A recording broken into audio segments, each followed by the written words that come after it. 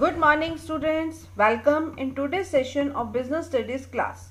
In this session we are going to discuss the new chapter of Unit 2, that is Formation of Company. Formation of company means bringing a company into existence and starting its business. It involves completion of a lot of legal formalities and procedures. बच्चे अब आपके mind में ये आ रहा होगा कि हमने company का मीनिंग तो डिस्कस कर लिया कि कंपनी क्या होती है, उसके मेरिट्स क्या हैं, उसके डीमेरिट्स क्या हैं, कंपनी कितने टाइप की होती है, ठीक है, लेकिन वो बनती कैसे है, उसका फॉर्मेशन कैसे होता है, कंपनी एग्जिस्टेंस में कैसे आती है। तो आज हम उसी क्वेश्चन को यहाँ सॉल्व करने जा रहे हैं कि कंपनी एग्जिस्टेंस में कैसे आती है, किन स्टेप्स को हमें कवर करना पड़ता है जिससे हम एक कंपनी बना सकते हैं। ठीक है, तो फॉर्मेशन ऑफ कंपनी के लिए जो स्टेप्स हमने डिस्कस करने हैं वो हम इसी चैप्टर में डिस्कस करेंगे। अब कंपनी का मीनिंग थोड़ा सा हम रिकॉल करेंगे कि कंपनी क्या है। Company is an artificial person having separate legal entity, having perpetual succession, having common seal। ठीक है, ये सब क्या है, कंपनी के एक मीनिंग को क्लियर करते हुए उसके फीचर्स है कि कंपनी एक ऐसी कंपनी है, एक ऐसा बिजनेस ऑर्गेनाइजेशन है जिसको किसने एस्टैब्लिश किया, आर्टिफिशियल लीगल पर्सन ने एस्टैब्लिश किया, उसकी सेपरेट लीगल एंटिटी बन गई, उसमें परपेचुअल सक्सेशन का फीचर है और वो रजिस्टर्ड है under the act, companies act 2013 के अंडर वो रजिस्टर्ड भी है। ठीक है, वेरियस टाइप्स ऑफ कंपनीज भी हमने प्रीवियस लेक्चर्स में डिस्कस किया, public company, private company, one person company. ठीक है, हम इन सब को ऑलरेडी डिस्कस कर चुके हैं। तो आज ये सब कंपनीज किस तरह से फॉर्मेशन में आती हैं। वन पर्सन कंपनी का फॉर्मेशन हमने ऑलरेडी डिस्कस कर लिया है, तो आज हम पब्लिक और प्राइवेट कंपनी किस तरह से फॉर्मेशन में आती हैं, ठीक है, उसे हम डिटेल में डिस्कस करने वाले हैं। तो there are 4 steps in the formation of the company. First one is promotion, second is registration, and third one is capital subscription, and last one is commencement of business. और इस session में हम discuss करेंगे very first step, that is promotion. What is promotion? Promotion means conceiving a business opportunity and taking an initiative to form a company. A company being an artificial person requires somebody who conceives a business idea, decides to form a company, takes decision about its size, type and structure, take preliminary steps for its formation and assumes associated risks. Those responsible for taking such decisions are called promoters. बच्चे, promotion क्या है, हमने यहाँ ये discuss करना है। देखो, मैंने भी आपको ये बताया कि company is a artificial legal person. अब कंपनी जो है एक आर्टिफिशियल पर्सन है। अब आर्टिफिशियल पर्सन तो कोई काम कर नहीं सकता। आर्टिफिशियल पर्सन ना तो बिजनेस चला सकता है, ना बिजनेस के मैनेजरियल और एडमिनिस्ट्रेटिव एक्टिविटीज को कंडक्ट कर सकता है, कुछ भी नहीं कर सकता। तो उस एक कंपनी को एग्जिस्टेंस में लाने के लिए, यानी कि एक आर्टिफिशियल पर्सन को एग्जिस्टेंस में लाने के लिए हमें नेचुरल पर्सन, ह्यूमन बींग्स की रिक्वायरमेंट रहती है, जो ह्यूमन बींग्स उस कंपनी को बनाते हैं। ठीक है, और वो ह्यूमन बींग्स कौन होते हैं? प्रमोटर्स होते हैं। वो प्रमोटर्स कौन हो सकता है? मैं भी हो सकती हूँ, हम सब भी हो सकते हैं, एक ग्रुप ऑफ पर्सन भी हो सकता है, एक इंस्टीट्यूशन भी हो सकता है। ठीक है, तो प्रमोटर्स जो हैं, जिनके माइंड में कंपनी बनाने का आइडिया आता है, वो कौन हो सकते हैं? आप और हमारे जैसे लोग हो सकते हैं।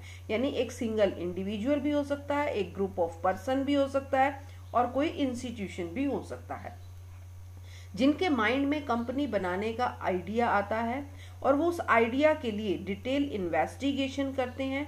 कंपनी का साइज क्या होगा, कंपनी का टाइप क्या होगा, कंपनी का स्ट्रक्चर क्या होगा, कंपनी को हम स्टार्ट करेंगे कैसे, किन प्रिलिमिनरी स्टेप्स को हम यूज करेंगे जिससे कंपनी जो है वो फॉर्मेशन में आएगी। ठीक है, कंपनी बनाते हुए किन किन रिस्क को हमें फेस करना पड़ेगा, उन रिस्क को मिनिमाइज कैसे करेंगे हम, उनको कंपनसेट कैसे करेंगे हम। ठीक है, ये सब थॉट्स जिस पर्सन के माइंड में आ रहे हैं, वो पर्सन कौन होता है? प्रमोटर। और प्रमोटर जो भी एक्टिविटी कर रहा है, ठीक है, वो एक्टिविटीज क्या है? प्रमोशन है। यानी कि प्रमोशन होता क्या है कि एक बिजनेस का आइडिया आपके माइंड में आ रहा है, उस आइडिया को जो आप शेप दे रहे हो, ठीक ठीक है, यानी कि बिजनेस का साइज क्या होगा, टाइप क्या होगा, किस क्वालिटी की गुड्स प्रोड्यूस होंगी, ट्रेडिंग करेंगे, प्रोडक्शन करेंगे, ठीक है, किस तरह से हम बिजनेस एक्टिविटीज को कंडक्ट करेंगे, ये सब कुछ ही क्या है, प्रमोशन का पार्ट है। और जिन पर्सन्स के माइंड में ये पार्ट आ रहा है, ये थॉट्स आ रहे हैं, these are called promoters of the company.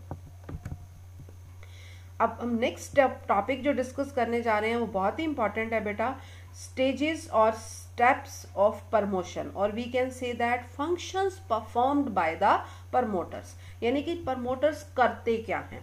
ठीक है, प्रमोटर्स कौन है वो हमने ऑलरेडी डिस्कस कर लिया। अब प्रमोटर्स क्या करते हैं, फर्स्ट हम लेंगे identification of business idea opportunity.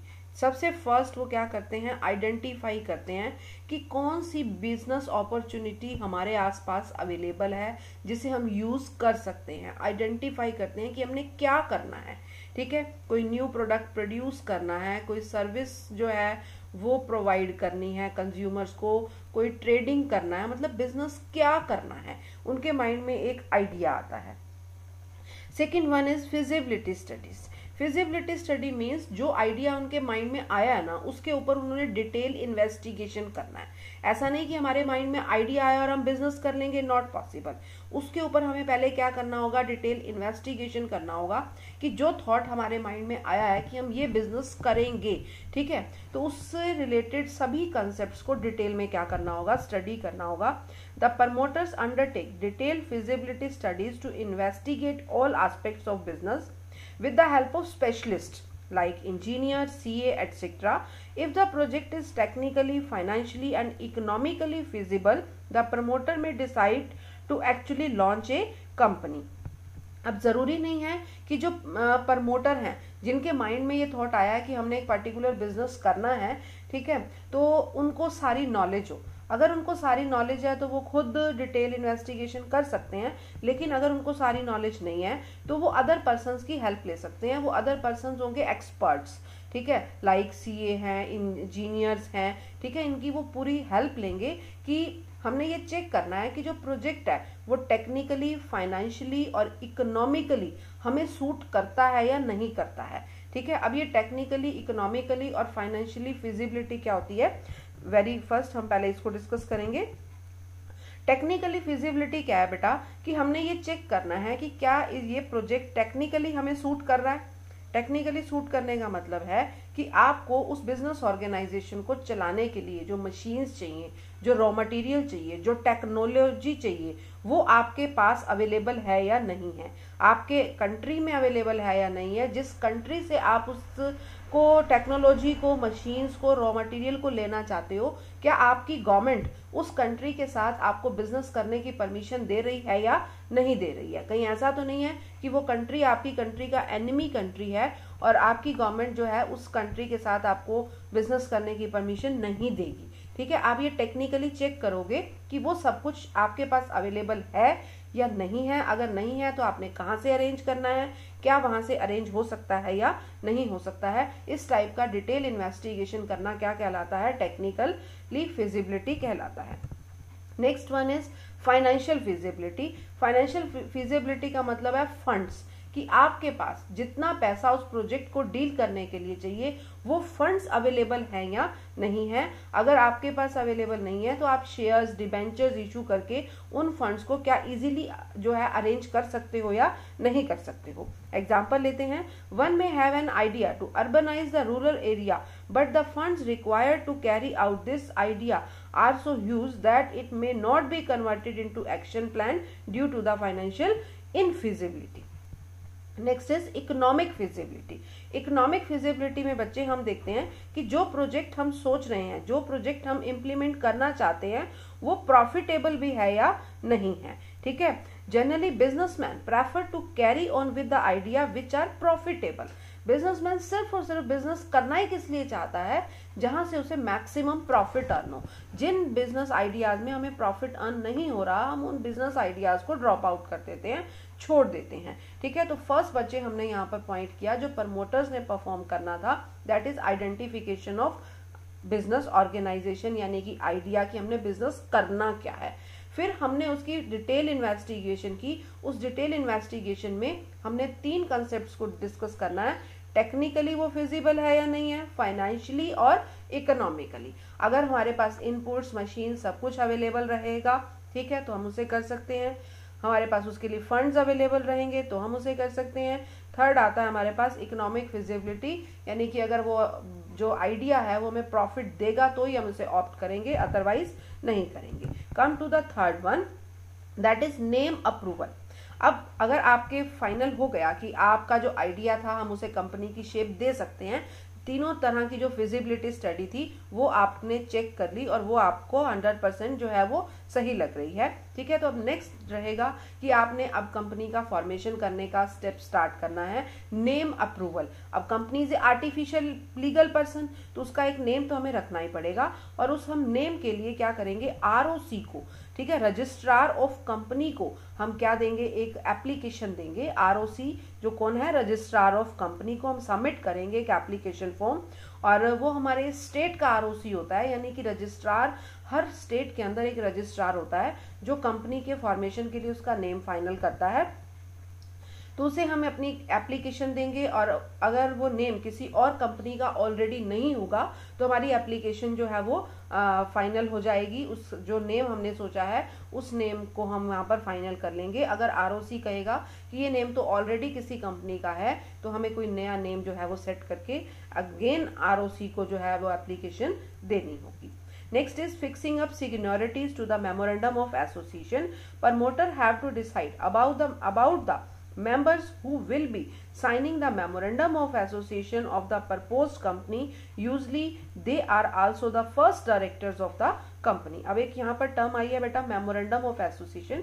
इसके बारे में जो है मैं आपको बहुत ही कम इंफॉर्मेशन में आपको समझाऊंगी, क्योंकि मेमोरेंडम ऑफ एसोसिएशन की डिटेल स्टडी हमने इसी चैप्टर के एंड में करनी है।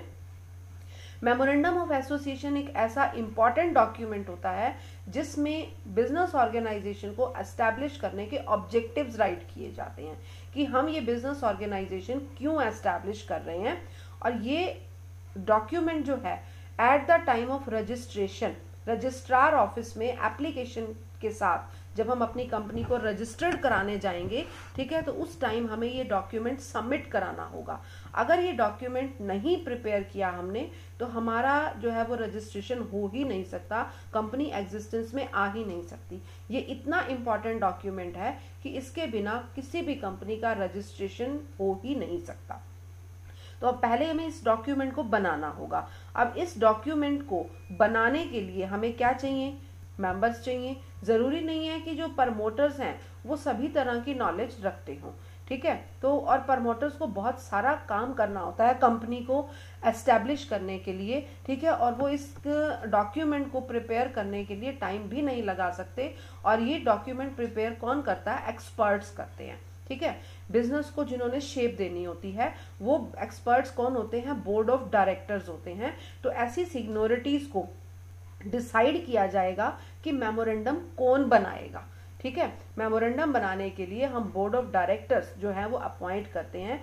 ये जो है मोस्टली कंपनी के फर्स्ट डायरेक्टर्स यही होते हैं, ये सैलरी बेस्ड एम्प्लॉइज होते हैं, यानी कि ये हमारी कंपनी के मेन ऑब्जेक्टिव्स सेट करते हैं। मेन ऑब्जेक्टिव्स क्या रहेंगे, सब्सिडरी ऑब्जेक्टिव्स क्या रहेंगे, ठीक है। तो इन काम को करने के लिए यानी कि मेमोरेंडम को बनाने के लिए जो पर्सन्स हमने अपॉइंट करने हैं उन पर्सन्स को हम यहाँ सेट करते हैं कि कौन मेमोरेंडम को रेडी करेगा।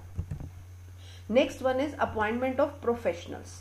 अब कंपनीज जो हैं वो लार्ज स्केल के ऊपर बिजनेस करती हैं तो वहां पर एक्सपर्ट्स की रिक्वायरमेंट रहती है, तो वो प्रोफेशनल्स हम यहाँ अपॉइंट करेंगे। Promoters appoint merchant bankers, auditors etc. to assist them in the preparation of necessary document to be submitted with the registrar of the company. अभी मैंने आपको बताया कि हमें एक मेमोरेंडम प्रिपेयर करना होता है, उसके लिए हमने क्या अपॉइंट किए हैं, बोर्ड ऑफ डायरेक्टर्स अपॉइंट किए हैं। मेमोरेंडम के साथ साथ हमें और भी बहुत सारे डॉक्यूमेंट्स जो है रजिस्ट्रार के पास सबमिट करने होते हैं at the time of registration of the company. तो हम और डॉक्यूमेंट्स को प्रिपेयर करने के लिए भी एक्सपर्ट्स, प्रोफेशनल्स को अपॉइंट करते हैं। वो कौन होंगे, बैंकर्स होंगे, ऑडिटर्स होंगे, CA होंगे, इंजीनियर्स होंगे, ठीक है। सभी को हमने यहाँ क्या करना है, एक्सपर्ट्स को अपॉइंट करना है। Preparation of necessary documents. अब हमने सारे एक्सपर्ट्स जो हैं वो अपॉइंट कर लिए हैं और अब हम क्या करेंगे, फाइनली सारे जो डॉक्यूमेंट्स जो हमें at the time of registration submit कराने हैं उन सभी डॉक्यूमेंट्स को हम क्या करवाएंगे, प्रिपेयर करवाएंगे। A promoter take up the steps to prepare some legal documents of the company which had to submit to the registrar at the time of incorporation. The common documents which are prepared by the promoters are MOA, Memorandum of Association, next is AOA, Article of Association.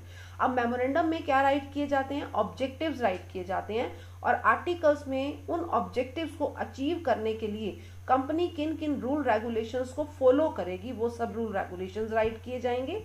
And the prospectus, prospectus जो है वो एक booklet होती है जिसके behalf पर company अपने shares जो है वो जनरल पब्लिक को सेल करती है। ठीक है, प्रोस्पेक्टस के बारे में भी हम इसी चैप्टर के एंड में डिटेल में स्टडी करेंगे। That's all about the functions performed by the promoters at the time of formation of the company. Thanks and have a nice day.